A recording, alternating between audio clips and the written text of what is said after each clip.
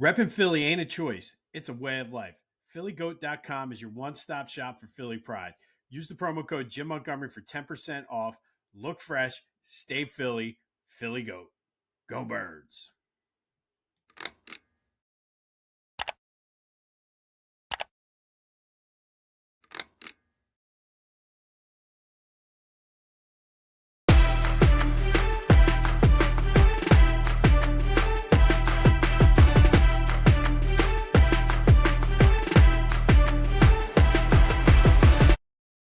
What's up, everyone? Welcome to this day in Philly sports history for July 31st, 2025. I'm your host, Jim Montgomery. Welcome to a Thursday edition of the podcast.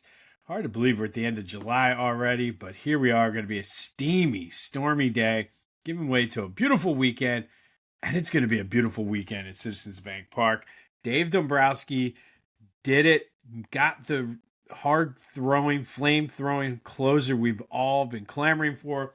That if we have two eyes, you see that the bullpen has needed pretty much for the past 2 years, but went out and got Jhohan Duran. And I know a lot of people are saying Jhohan, but I've looked it up and made sure he prefers it being pronounced Jhohan, so I'm going to call him Jhohan.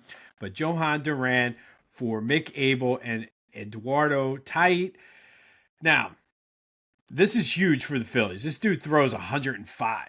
Like, absolutely insane. Has a ridiculous entrance to the field. Should be pretty spectacular come October. So looking forward to that. Still have 2 years of club control as well, 2 arbitration years. So this is not a rental. This is Duran is going to be here for a couple years, which is good. Now, kudos to Dave Dombrowski because he was able to do it. Lots of rumors yesterday that the Twins wanted Andrew Painter. It appears that Dombrowski is steadfast on the fact I'm not giving up Painter, which is fine because he's set to be in the major leagues within the next week or so. So I'm okay with that. Mick Abel, absolutely. He could be good. He could not. He definitely helped his trade value out by his performance in the major leagues this year. Went back down to AAA, was able to fix some things as well. But with the rotation it is right now, and you're in win now mode, he becomes expendable.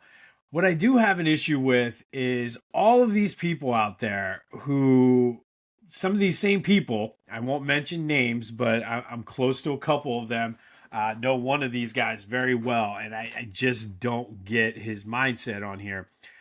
Upset that they got rid of Eduardo Tait. Now look, he could be a stud, but this dude is 18 years old, won't turn 19 for another 2-3 weeks. He's a catcher. He's not going to be up on your major league team minimally 3 or 4 years from now, maybe 2. Needs a lot of work at catcher as well. Good hitter. Probably projects to be a DH in the majors right now, depending on how he does. But this is the exact definition that I've been talking to you guys about for 2 weeks about overvaluing prospects. You have prospects for one of 2 reasons. 1, to contribute to your major league team, or 2, to essentially use as currency to make trades like this. So everybody, it's like, it's a bad trade because they got rid of Tait. I just don't get it.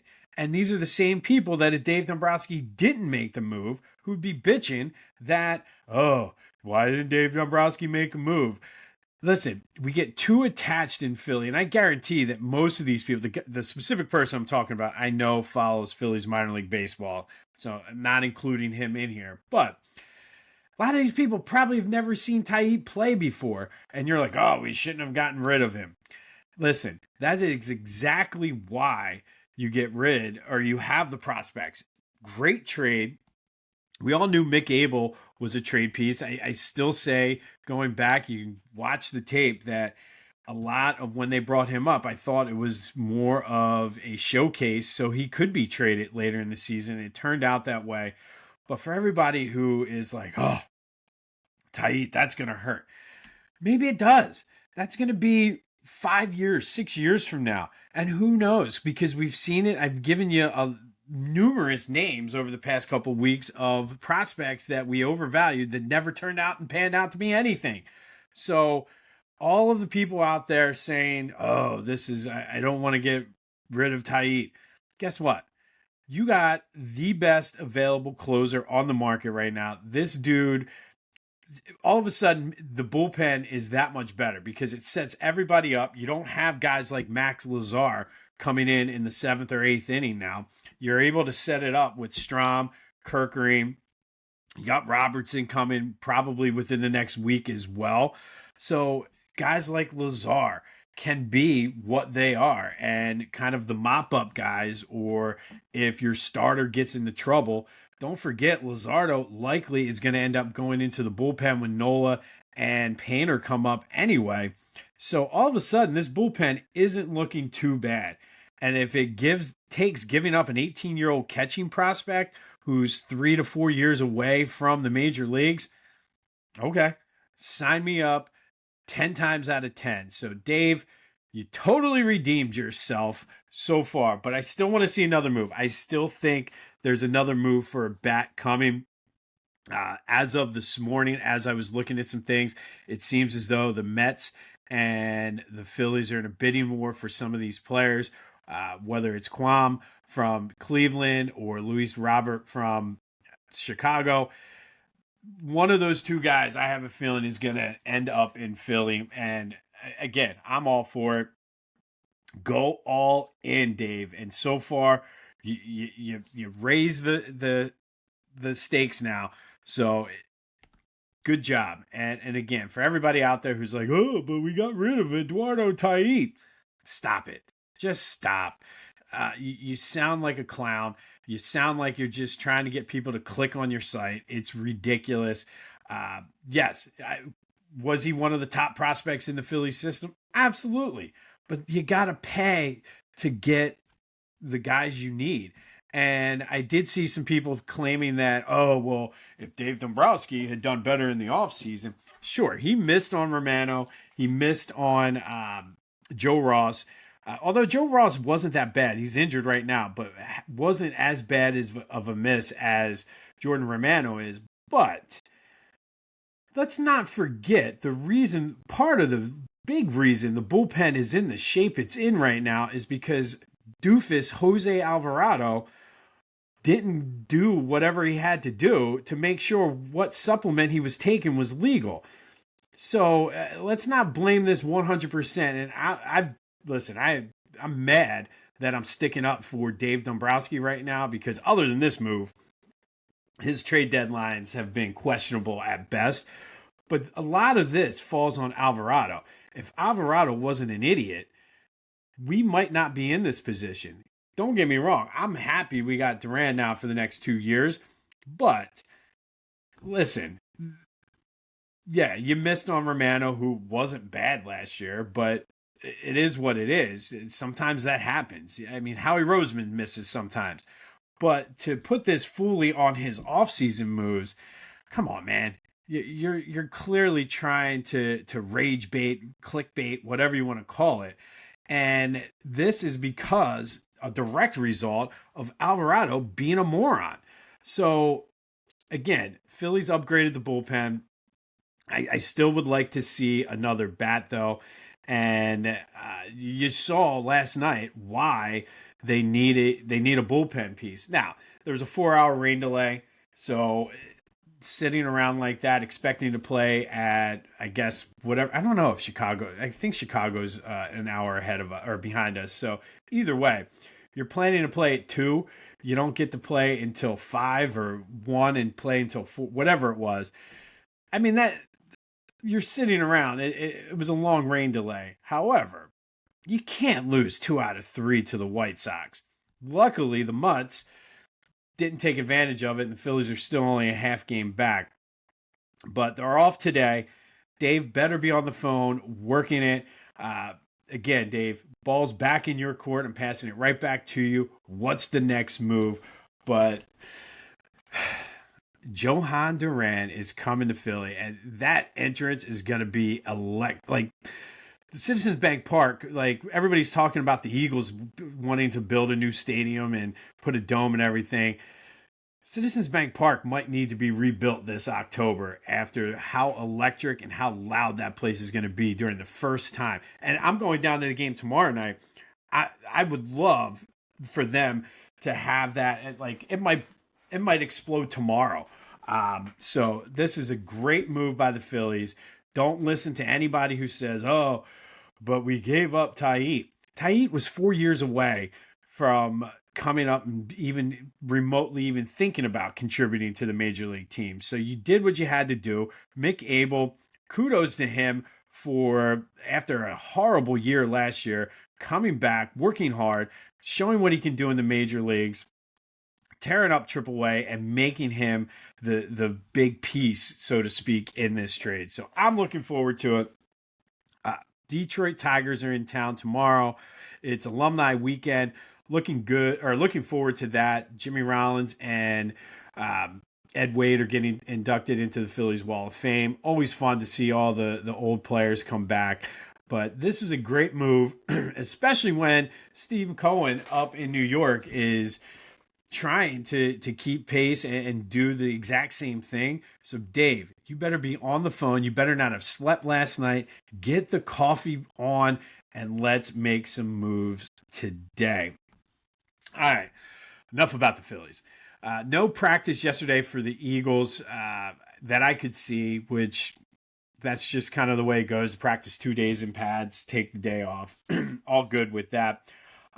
But still quiet, which again is good when you're dealing with training camp. But today we have our first preseason football game. It's going to be a shitty game, but that's okay because football is back. I saw something on Twitter the other day. We have football on Thursdays every day now until like January, which is outstanding. Sign me up. You got the Phillies making moves. It's one of my favorite times of the year because the weather is going to start getting nice too, and I'm not going to sweat just walking to my truck. All right, let's do some housekeeping. And before we get into the normal housekeeping, I always say I try to keep things as accurate as possible. We talked about Utley yesterday extending his hitting streak to 31 games in that doubleheader against the Marlins. And I mentioned J-Roll has the longest hit streak in Phillies history at 38 games. And I did somewhat correctly mention that it was the year before in 2005. But most of that hitting streak was in 2005. It did carry over to the beginning of the 2006 season. He did get to 38 games, though, before it ended. Also mentioned that Kyle Schwarber had I forget whether this was the other day or yesterday, but Kyle Schwarber, most home runs by a Philly before the calendar turned to August. And I mentioned Ryan Howard's 2006 year. Howard did have 35. Schwarber has 37. So I knew it had to have been Howard, but so, I mean, theoretically, Schwarber could get 50 home runs, 50 plus, close to maybe even 60 if he goes on a tear like Ryan Howard did. But it all comes down to what Dave Dombrowski does. If he gets another bat in that lineup, should open things up. And kudos to Brandon Marsh, who had himself a good series. Maybe the pressure of the Phillies possibly looking for a replacement for him. But if he can kind of do what he did this weekend against the White Sox, that's a huge upgrade for the Phillies as well. But be sure to follow me on social media, Jimbo_Mott on Twitter and TikTok. On Instagram at Philly Jimbo. Subscribe to the YouTube channel, Jimbo_Mott. Continue to spread the word. We are growing faster than we've ever grown in the history of this podcast. So thank you. And if you're a new listener, welcome. We're glad to have you. We're finishing up the greatest individual season in Philly sports history tournament tomorrow with the championship round. More details on the Final Four results later in the show. Don't forget, tomorrow we spend Fridays with AI. I have a feeling we're going to be talking a lot of Phillies tomorrow with AI. And then in August, we're going to do our top 5 lists for the first 5 of the century. Just a bunch of different lists from all the Philly teams throwing in some college, some special moments, all kinds of good stuff. So stay tuned throughout August for that. And of course, don't forget, pregame show. Hopefully within the next week or so, I should have a lot more details for that, but that's coming together nicely as well. All right, yesterday's trivia question, which I 100% stole from the Phillies Dodge Stump the Fans question from the other night. So if you watched the game, you knew. But I asked, which three players had 75 or more home runs for both the White Sox and the Phillies? That would be Jim Thome, Dick Allen, and the Bull, Greg Luzinski. So thank you to everybody who participated in that. Most people got Thome and Allen. I myself, those were the first two I got, and then completely didn't realize that Luzinski was able to play for the White Sox that long. So thank you to everybody who participated. As always, you can come to the Discord channel, first link in the description, and answer trivia questions, have some good Philly talk, Philly sports talk, and that is just click the link, sign up, and you are in. Whether you're coaching Little League, crushing your fantasy league, or just rolling up to a bachelor party like a Philly legend, Lotwin Custom Hype Chains bring the energy. Fully customizable, totally unforgettable, and guaranteed to turn you into the MVP of the moment. Great for teams, groomsmen, or anyone who wants to show off with some serious swagger. Go to Lotwin.com, use the promo code TCCPOD, and get 10% off your own custom hype chain. Lotwin, let's get hyped together. All right, it is Thursday. That means it's time for Throwback Thursday, brought to you by Beach Caddy. Still time. A lot of people go to the Jersey Shore in August, kind of the last hurrah before the school year starts. So let Beach Caddy take the stress out of your Jersey Shore vacation. Go to beachcaddy.app. Use the promo code Jimbo to take 15% off of your move-in, move-out service, as well as your beach cart rental. Best beach carts on the Jersey Shore. I've been telling you all summer, the nice big inflatable wheels. You look like you know what you're doing. You look like a professional beach goer with these carts. Go to beachcaddy.app, use the promo code Jimbo for 15% off. All right, we're going to go back. And this week, it seems like everything's been tying in with the actual date, but we're going to go back to July 31st, 2009 for today's Throwback Thursday. And 2 days after he was acquired in a trade, Cliff Lee made his debut for the Phillies out in San Francisco, and he didn't disappoint. Cliff, in his first game with the Phillies, pitched a complete game, struck out 6, walked 2, gave up only 4 hits, 1 run, had a no-hitter through 5 innings, just dominated the Giants on this day. Phillies win this game 5-1. Jason Worth hit a 3-run homer. Cliff Lee, though, he wasn't done. He helped himself out at the plate, going 2 for 4 with a run scored. And this might possibly be the most successful trade in Phillies team history. Hopefully, Jhohan Duran comes in and blows Cliff Lee's 2009 season with the Phillies out of the water. That would be best case scenario. But Cliff, after the trade, went 7-4 with a 3.39 ERA, 74 strikeouts, 3 complete games with a shutout in 12 starts. So completely dominant for the Phillies down the stretch in the regular season. Started 5 games that postseason, went 4-0, 2 complete games, a 1.56 ERA, went 2-0 in the World Series, including Game 1 with the old nonchalant catch that he had, like he couldn't be bothered and was bored to be pitching in the World Series. A fun fact about Cliff Lee's postseason that year, he hit 273 with a stolen base. So Cliff Lee, coming from the American League at a time when there was no DH, loved to hit and was pretty damn good at it. We all know Cliff was traded that offseason, came back from 2011 to 2014. But is this trade, the Cliff Lee trade, is this the best trade in Phillies history? It's one of those things you could make the argument. I mean, you have Curt Schilling, which ended up being a good trade for the Phillies. Brad Lidge obviously became a good trade. Lenny Dykstra. You could mention John Kruk in there. But to me, it comes down to this Cliff Lee trade or Steve Carlton's trade in 1972. We're going back a little bit for the Steve Carlton one. But I think because of just his dominance throughout the 70s and early 80s and the fact the Phillies won the World Series, you might give the slight edge to Steve Carlton. But post-trade, like the time that the period after the trade, I don't think anybody was as dominant as Cliff Lee. Hopefully, Jhohan Duran can make us all forget how good Cliff Lee was. But that is Throwback Thursday. Cliff Lee made his Phillies debut, I should say, on this day, 2 days after being acquired from Cleveland, when pitched a complete game, 1 run, no hitter through 5, and had 2 hits at the plate. So that is Throwback Thursday, brought to you always by Beach Caddy.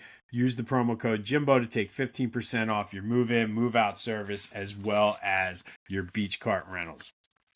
All right, sticking with the July 31st theme, we're going to go back to 2011 today, a team that Cliff Lee was on.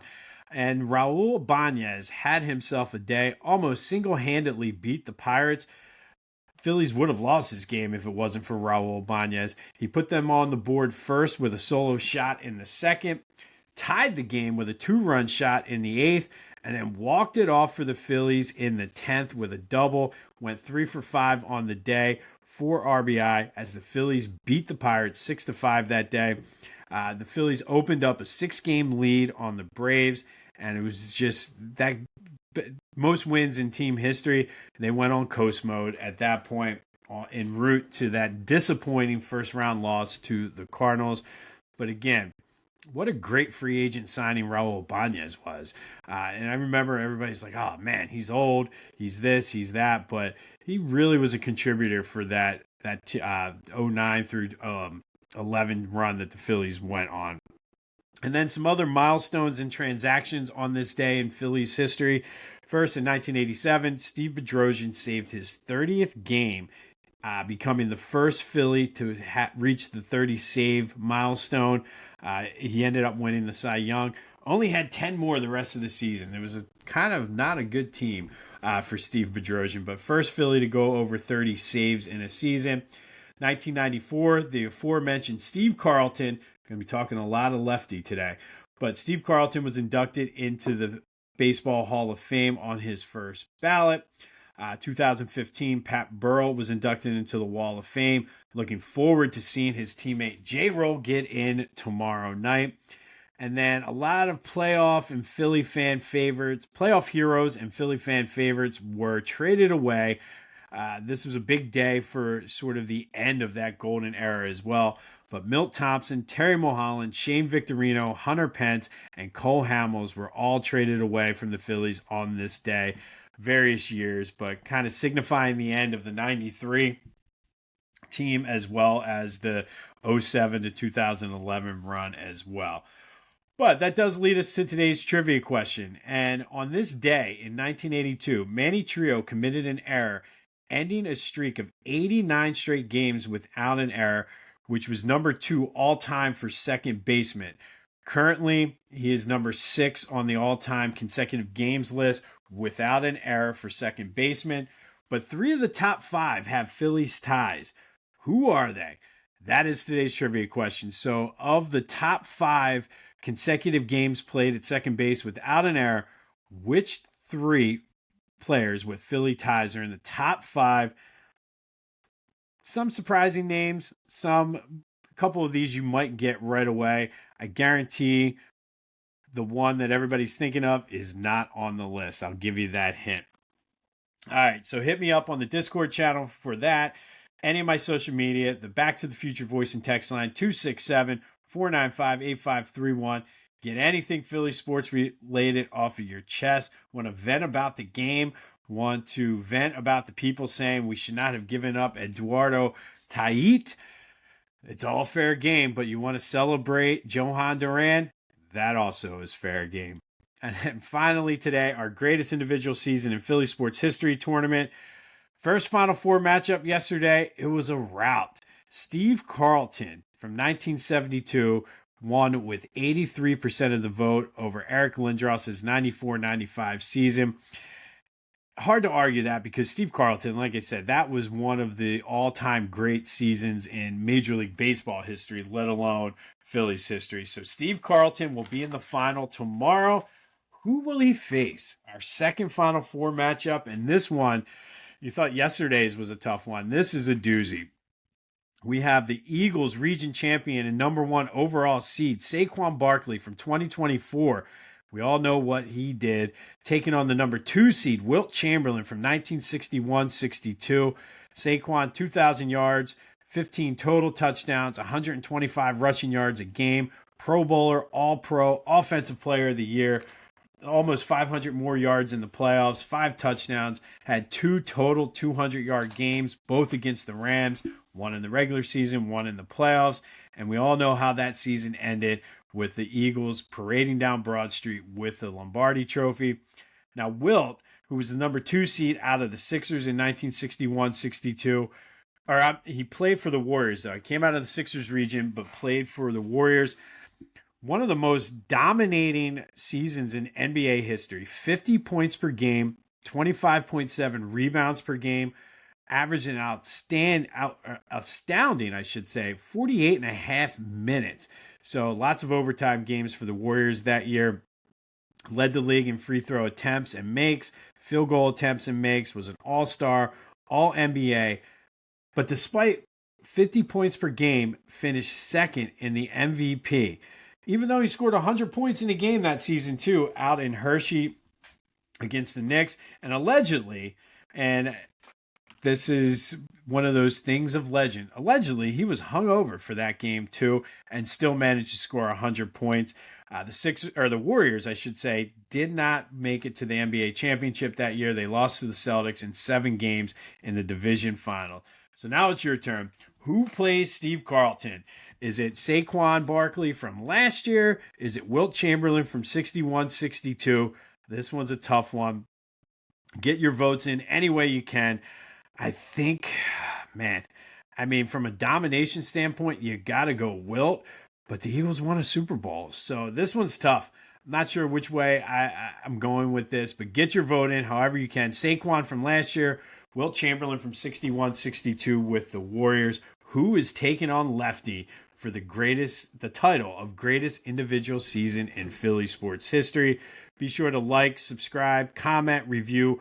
All those good things help the algorithm out. If you want to comment on YouTube or Spotify or even Apple with your vote, that is perfectly fine with me. But all of those good things, if you're enjoying it, just give a quick 5-star rating and you're good to go.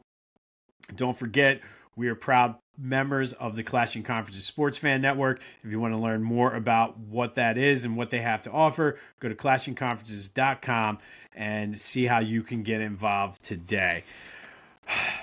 Tough one, man. I don't know who's going to win that, and still don't know where I would vote.